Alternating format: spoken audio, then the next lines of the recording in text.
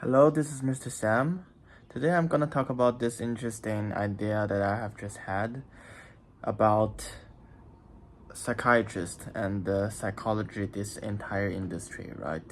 So the popular point of view is the reason why we have such a growing psychology industry, we have such a growing psychiatrist population is because in our era, in our generation, people are just getting more and more mentally ill, mostly because the economy is going down since from the 90s and the 20s, and the economy has been going down ever since, and the people, the Gen Zs living in my generation basically are having a generally more harder life, so that they have a more unstable mental state. Therefore, we need more psychiatrists so they can cure the society.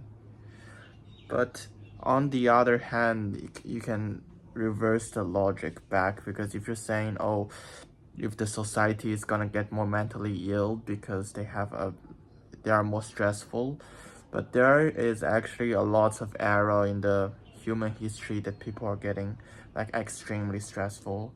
You can say in the beginning of the Industrial Revolution, people lost all of their job, and the workers have to work like 14 hours a day with bare minimum wages. They can barely fit their family.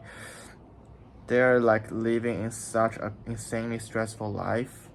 The only when we are comparing ourselves to like generations far before us, and in ancient China too, the farmers, they are basically slaves. They have to work all day, and what they make is barely it's like there's no way to cross and get, like there's no way that you can go from a farmer into a noble. And all people throughout the history are just like facing tremendous mental pressure. And I think when you think about human in general in the prehistorical ages, right, we are made to be there and face a lot of pressure, and we're gonna be stressful, and we're gonna have to spend most of our days trying to collect food. This is basically what every animal do, right? And that is what human do in the prehistorical times, prehistorical eras. So those ancient peoples, they're just gonna work out, they're gonna try and work every single day, and like from time to time they're gonna find themselves resting, but and they're gonna face a lot of survival challenges. In those kind of contexts, wouldn't the depressed ones and all the mentally ill ones are gonna die because they are not functional enough, right? So therefore, when psychology is introduced to the world by like 1900s, was it 1900s? We don't actually have so many patients and the mentally ill person in the society. The asylum was not as big as now, and not everyone are self-diagnosing themselves to be depressed or any sort of random brain issues. I think a part of the reason why that the modern society human are getting like extremely crazy and more sad, more and more depressed, it's actually have a lot to do with psychology itself. Of course, in the beginning of psychology, they're actually fixing people that are like really mentally ill, right? They're fixing people that is extremely depressed, and fixing people with like real mental issues that they really cannot control themselves whatsoever. And those people are like the very small percentage of the entire population. But as the member of the psychiatrist grows, so people are going to psychology goes to the university, so therefore a lot of people, they went there and they study for psychology, and then when they get out they need to have jobs, but they, in general, a society doesn't really have that much mentally ill people, so they have to lower the benchmark and the standard. In like hundreds of years ago, you're like barely functional for them, you're gonna be barely functional for the psychiatrist to be like saying you are mentally ill and we have to try and make you get better. But in 2025, you can just go to any therapist or psychiatrist and just go there. You say I'm feeling depressed, and they can start to give you medication, which is like, oh my god, that's crazy, no? So definitely a part of the problem of the modern mental issue are caused by the cure itself. When you have too much supplies but you do not have enough needs in the society, you're actually gonna try and create more need for your career, and that is the most rational thing to do, and that is basically what everyone is doing. You see all these new terms are being invented every single year, and there are advertisement on the internet, and for people to see, okay, this guy have this kind of disorder, and the benchmark was so low that lots of crazy internet people are just self-diagnosing them into mentally ill, which is in most cases not the case. And why is it so devastating? Why is it so bad for someone to self-diagnose themselves or getting diagnosed into a mental illness but actually have barely no symptom?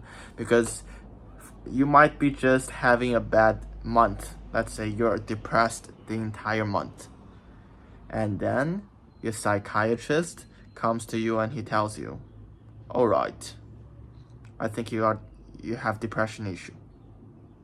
And then, because that guy's the professional, so of course you're gonna it is more likely for you to believe what he say. And so you're actually self-assuring that, okay, the reason why I cannot perform is because I am depressed. And then you really get depressed because you believe that you are depressed, and it is more likely that you behave depressed, and so it's getting harder and harder for you to get out from a sad mood, and it might not even be a problem in the beginning of the things, right? But since you get diagnosed, whatever, if you're self-diagnosing or you get it from a therapist, it is actually gonna harden your mental problem. And same thing goes for every other diagnosis. You're self-assuring, you're self-affirmative that you are not capable of turning your mood back on again, and you need help from those psychiatrists. And I do believe that most psychiatrists, they're not particularly trying to harm you. They wanted to help, but the thing is that because the benchmark are so low, so they're actually diagnosing people that is not sick into sick. And since they are professional, people tend to believe them, and therefore people are really sick. Because mental illness is not like physical illness that you can diagnose with like a very specific benchmark. Basically, the diagnostic is all based on a criteria that the psychologists have and their own experience. Of course, on the counterpart, you can also say, but we have something that is very uncommon in human history, which is like social media and technology, and that makes people lonely, and it is more likely that the lonely people gets mental illness. So therefore, the needs of the psychiatrist increase. That's the counterpart of my argument. I do believe that it is also a very valid point. I would say the growth of the growing population of mentally ill people are contributed by both of the factors. So on one hand, there's so much information on the internet about psychology that people are self-diagnosing, and it is very easy to get the prescription from the doctor that says that you are having this kind of you have this mental disorder.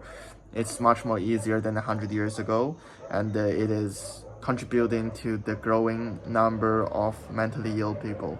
And the other factor is, of course, things that were never happening. Like our population was never this dense before in all of our history, and social media has never existed in eras before. So we're actually inside this kind of place where we're so condensed into a space, and we're so lonely. We're the loneliest generation or something like that people say, because social media affects our social life extremely hard. Yeah, but still, I think we should higher up the benchmark of the depressed people. Like I have friends, they say they are depressed, but I can tell they're just a little bit sad, and you know, they have their happy times and stuff, and because they believe they are chronically depressed, and they are just getting sadder and sadder every single day. I really believe that it is it's literally a self-fulfilling prophecy, and it is generally bad for the for your mental health if you believe you are depressed. Like, you can see the last generation that have been through so much more than us, and they're just doing fine because they believe that they're fine. It is actually, the power of the mind is actually extremely valuable, and it can be very deceptive in cases. Alright, that's basically everything I wanted to share today. Thank you very much for watching. Peace.